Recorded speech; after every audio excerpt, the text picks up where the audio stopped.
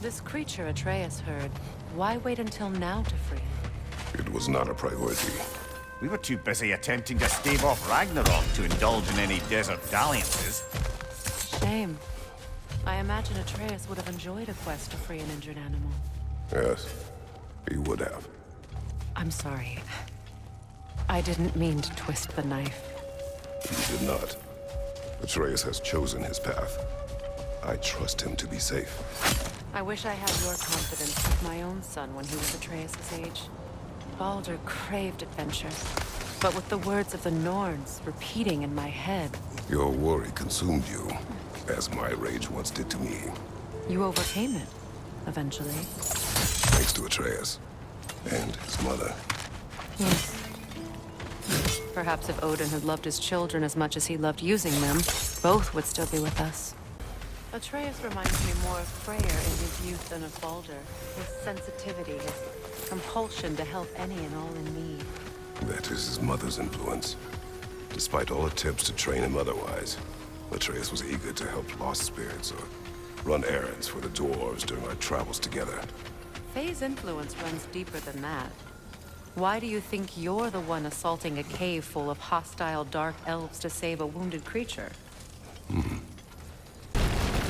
Excursions like this once served as training for Atreus, or an excuse to gather resources while testing his abilities.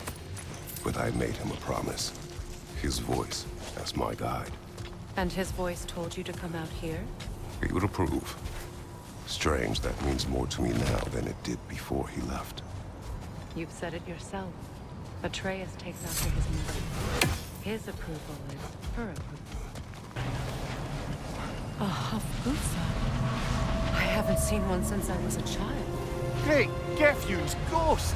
That's the largest bloody Hafgufa I've ever laid eyes on. But how? It sounds familiar. It's the Song of the Sands. They don't normally sing like this underground. That must be the cause of the storm. Aye.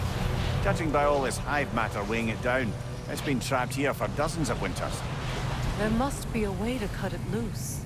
I'd wager that there's nothing here a well-placed throw of the axe can't solve. We've cut it loose, but it can't seem to escape. Much of the hive matter is gone. We can free it from the surface now. How in the realms could they capture such a large one?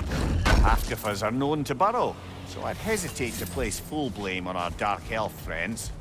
Even though it's bound by their hive? Hive matter doesn't belong to the dark elves, any more than the light belongs to the light elves. It's just another of Alfheim's natural resources. One the elves have used since the time of their ancestors. And while the light elves seem keen to banish the hive over on their side, the dark elves make effective use of it out here in the Barrens.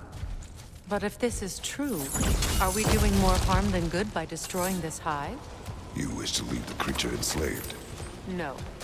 Freya would have wanted us to do everything in our power to restore this realm. We will free it. Here! You should be able to cut this part away and free the Hafgufa!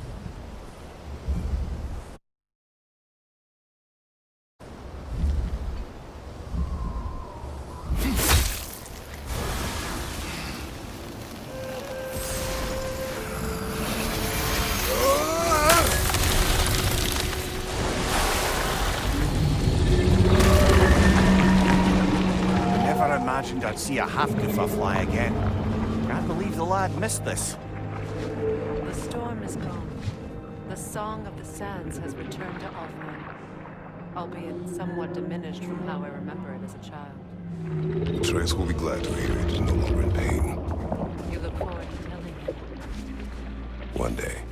Yes. You gave him a gift, allowing him to walk his own path. I know that wasn't easy. I know you cared for him as well. You have always done right by Atreus. He is the best of us. Well, nice to be able to have a real conversation out here for once.